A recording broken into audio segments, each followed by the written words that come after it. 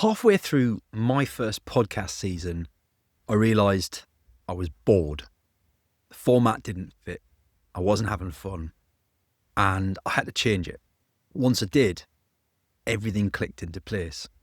I want to share with you today that exact story because I'm not afraid of it, because I think it's really, really useful for everyone who's out there in terms of how you can start, just start, and figure the rest out as you go. So I launched Market Pulse Pros and Pioneers nearly 2 years ago now. And I'd done the first series. It was a dual purpose, right? I wanted to meet my target audience so I could have a nice warm conversation with people who I wanted to get to know better, but also wanted to both increase my own marketing knowledge as well as the audiences. So I figured that as a new business owner, there must be other people out there who were in the same boat as me who didn't have a clue about regular marketing. Now, I understand video repurposing very well. That doesn't mean I understand things like website design or SEO and all of those crazy digital marketing niches that you can be a specialist in. So I created Market Pulse to kind of cross those two bridges. And as I got to the end of season one, halfway through towards the end of season one, I guess, I just felt bored. It felt like I was trying to put a square peg into a round hole. The guests I was getting on had phenomenal stories, and I just wasn't getting the stories. I was instead focusing on tips and tricks for marketing for other entrepreneurs, and I realised that I was actually more intrigued by the people's story than I was these marketing tips. And so it was a sink or swim for me. It was a decision, do I pull the plug on this podcast altogether because it's just starting to feel very same, or do I switch it and try and make more of a success of it next year? And I switched it up and I pivoted to focus on the story. So we moved it from, can you give us some marketing tips and advice that have worked for you, to exploring how my guests very rarely get where they're meant to be, where they thought they would be, but they get where they're actually intended to be. You know, the big plan. Everybody gets where they are almost accidentally.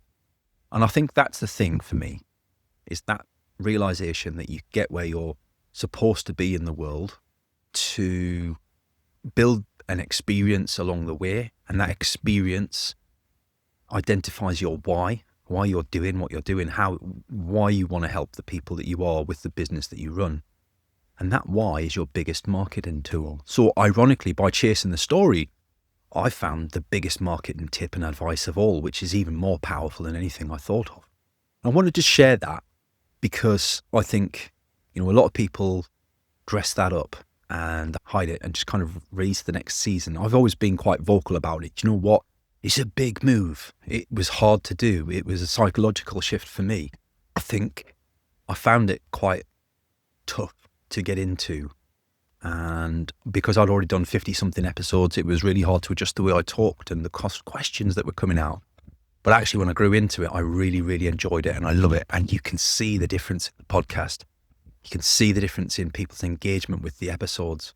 So, and this is true, not just for podcasts. So if you're out there as a business owner and you're not quite clear on what your vision is for your business, who you help, why you help them, then I would advise all of you that getting on video regularly, talking about it with your audience, trying to articulate your business to people in lots of different ways, actually really helps you clarify your message, your vision, your mission, your why. And I think it's an incredibly powerful tool because not only are you hearing yourself saying these things, but you're also getting feedback from the public. You are building in public effectively without telling anyone. And it's incredibly honest, right? There's no hiding on video. If I say something that I don't agree with, you can see it written all over my face. And I don't as a result. So whether you're a podcast host, whether you're a podcast guest, whether you're just a business owner who needs more clarity on what they're doing, I'd always advise video as being the way forward. But ask yourself this, am I enjoying what I do? And if the answer is no, you're doing something wrong.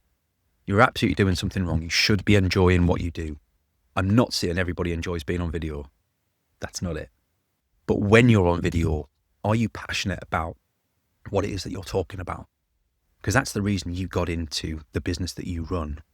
That's the reason you have the position you do. because you really enjoy those conversations. You enjoy helping people who need that support, and video episodes of different things are really great ways of exploring those ideas publicly and creating a lot of value for yourself as a result. So if you're a podcast host, here's a challenge. And a lot of you are, right? A lot of my audience are already running their own podcasts. I dare you to create a video no more than 2 minutes long where you share why you run your podcast. You can use it as a trailer for your podcast if you want to, but more importantly, I think you should be sharing it with your audience. Why do you run your podcast? What is the purpose of it? See how real that feels based on what you actually talk about in your podcast. I'd be interested to see what everybody's thoughts are. I hope that's helpful. And I'll see you next week in Content Classroom.